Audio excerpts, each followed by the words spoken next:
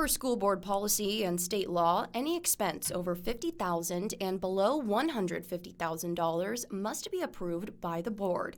Any expense over $150,000 must have a formal bidding process.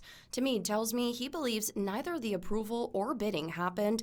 Only officials of the previous administration approved those costs.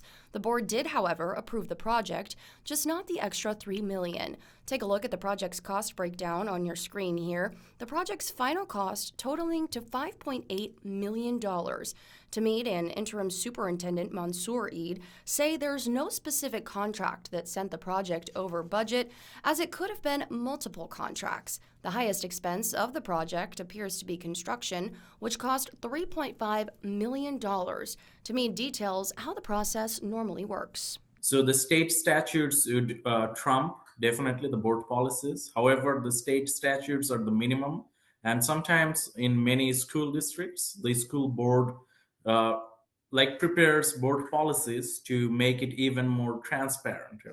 Interim Superintendent Eid tells me he understands the community is upset about these discrepancies, as is he. Now, he says he's not letting anything slip through the cracks.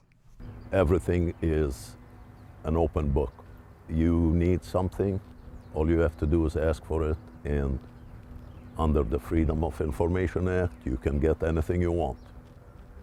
And we pride ourselves on that. Thanks for watching. Here's another story you may like, and subscribe to the WSBT 22 YouTube channel.